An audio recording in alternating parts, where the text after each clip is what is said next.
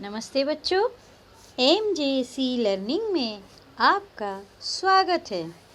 विद्यार्थियों, हमारे पाठ्य पुस्तक युवक भारती के काव्य विभाग से लोकगीत इस काव्य का हम अध्ययन करेंगे। लोकगीत।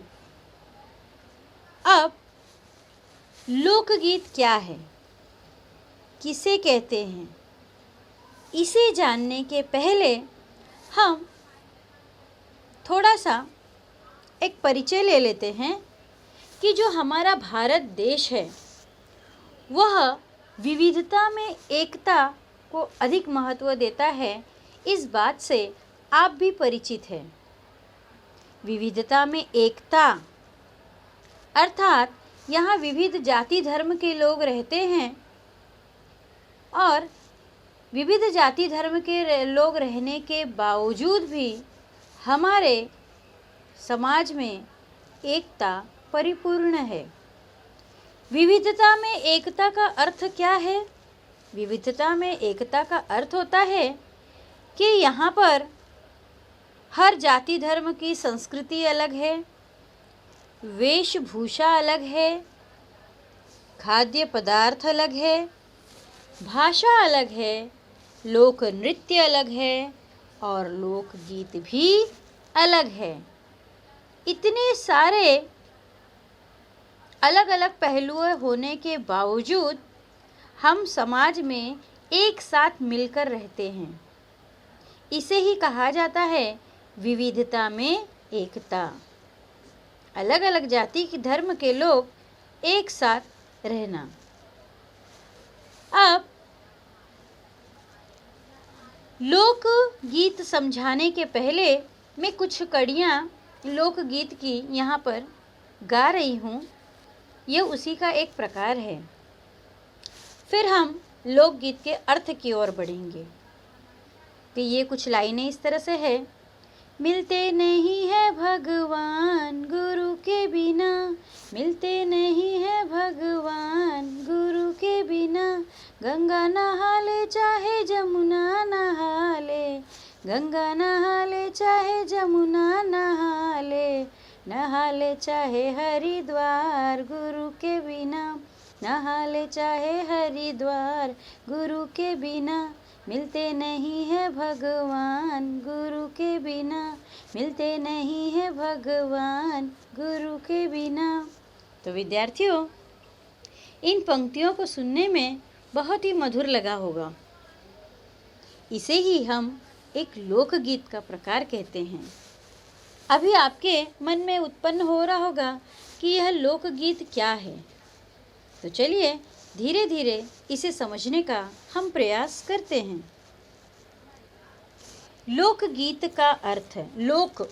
लोक अर्थात समाज में रहने वाले लोग, और गीत अर्थात उसे संगीत में पिरोया गया, शब्दों से उसे एक धुन में पिरोया गया, उसे कहते हैं गीत। समाज के द्वारा लिखे गए, समाज में रहकर पीढ़ी दर पीढ़ी उस गीत को आगे बढ़ाए गए गीत को लोकगीत कहते हैं। यहाँ पर उसके अर्थ को दिया गया है लोकगीत यह लोक के गीत है। लोक अर्थात मनुष्य, जिन्हें कोई एक व्यक्ति नहीं बल्कि पूरा लोक समाज अपनाता है। लोकगीत सामान्यतः लोक में प्रचलित, लोक द्वारा रचित एवं लोक के लिए लिखे गए गीतों को लोकगीत कहा जाता है। लोकगीत सामान्यतः लोक में प्रचलित, लोक मतलब अर्थात मनुष्य, समाज, समाज में प्रचलित, लोगों द्वारा लिखित, लोगों द्वारा रचित और लोगों के लिए लिखे गए गीत को हम लोकगीत कहते हैं। अब विद्यार्थियों, अगर इसे सरल भाषा में कहा जाए तो लोकगीत शब्द को 3 भागों में इसके अर्थ को विभाजित किया है। पहला, लोगों में प्रचलित गीत, अर्थात लोगों में यह पीढ़ी दर पीढ़ी जो गीत चली आ रही है उसे लोकगीत कहते हैं। जैसे हिंद देश के निवास सभी जनक एक है, रंग रूप वेश भाषा चाहे अनेक हैं। इन पंक्तियों से आप परिचित होंगे। ये पीढ़ी दर पीढ़ी हमें सुनाई दे रही है और हम इसको स्मरण कर हम इसको गायन भी करते हैं। तो ये प्रचलित गीत है।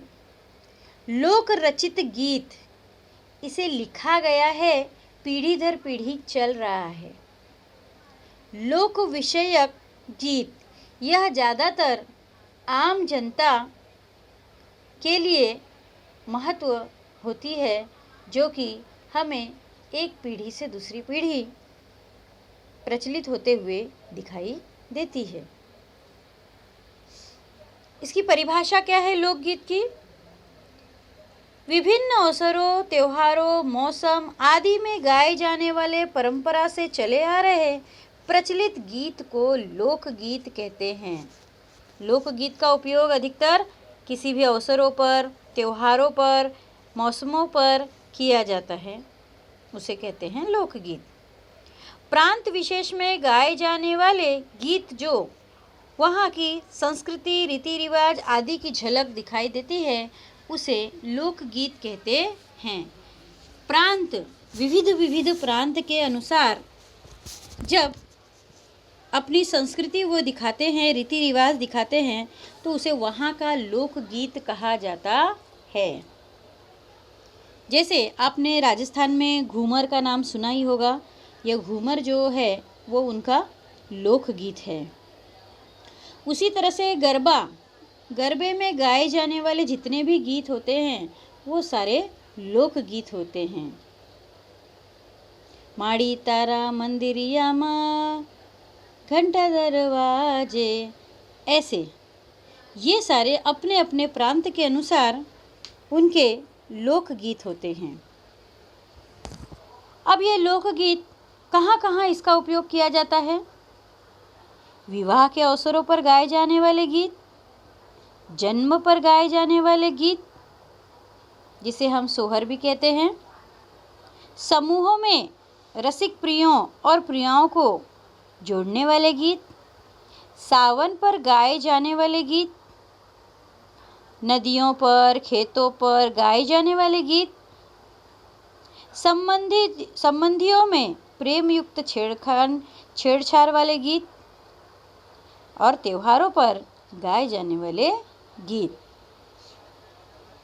तो ऐसे अवसरों पर जब हम अपने प्रांत के, अपने जाति धर्म के गीत गाते हैं तो उसे हम लोकगीत कहते हैं।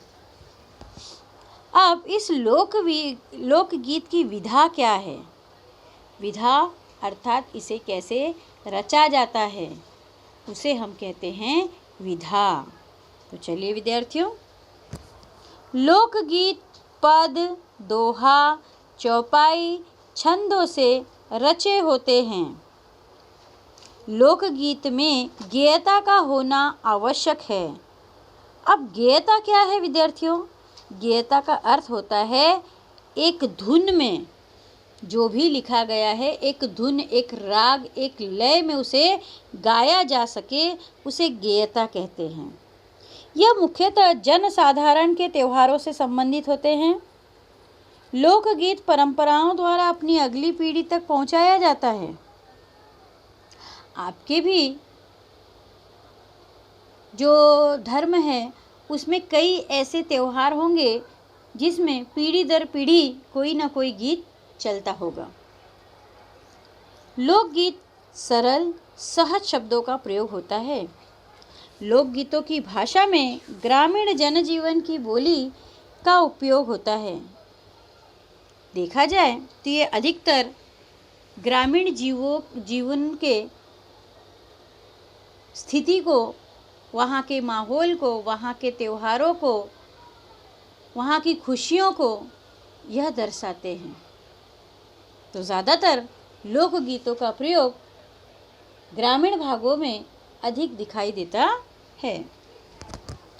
अब देखिए, यहाँ कुछ उदाहरण मैंने आपको दिया है। राज्य दिया है एक तरफ और उनके लोकगीत एक तरफ दिए हैं। राज्य बिहार। बिहार में बोली जाने वाली लोकगीत है कजरी, विदेसिया और चैता। पंजाब में है माहिया। बुंदेलखंड आल्हा लंगूरिया। गुजरात में माहिया। पहाड़ी इलाके में पहाड़ी गीत। बंगाल में बाउल भटियाली। उत्तर प्रदेश में गजरी, बिरहा, बारहमासा और चैता। ऐसे कई और भी प्रांत है, ऐसे कई राज्य है जहाँ की भाषा अलग अलग है, जहाँ की लोकगीत अलग अलग है। यहाँ उनमें से कुछ उदाहरण आपको समझाने के लिए दिया गया था। अब विद्यार्थी सोच रहे होंगे आप, लोकगीत का महत्व क्या है? तो लोकगीत का महत्व है, लोकगीत आनंददायी और आह्लादकारक होते हैं। एक खुशियाँ देने वाली होती है यह हमें एक तरह से उत्साह उत्पन्न करते हैं। लोकगीतों में सफलता के कारण इनकी भाषा सरल होती है। लोकगीत की लंबी सामाजिक और सांस्कृतिक परंपरा होती है, जैसे मैंने आपको बताया था, पीढ़ी दर पीढ़ी चलती है। लोकगीतों के रचनाकार अपने व्यक्तित्व को लोक समर्पित कर देते हैं। मतलब अर्थात जो लोकगीत के रचनाकार है वो अपने समाज के अनुसार उस लोकगीत की रचना सरल भाषा में करते हैं ताकि उसका आनंद वो समाज ले सके। तो विद्यार्थियों, यहाँ आज हमने लोकगीत के विविधता में एकता, लोकगीत विभिन्न राज्यों में कौन कौन से लोकगीत है, लोकगीत का अर्थ क्या है, उसकी विशेषता क्या है, उसकी परिभाषा क्या है, इस शब्द का अर्थ क्या है, ये सारी जानकारी हमने इस भाग में प्राप्त की। अब हम अगले भाग में इस लोकगीत को यहाँ पर आपके पाठ्य पुस्तक में 2 भागों में विभाजित किया है, जो कि हम भाग 2 में उस लोकगीत का अध्ययन करेंगे। तो विद्यार्थियों, धन्यवाद।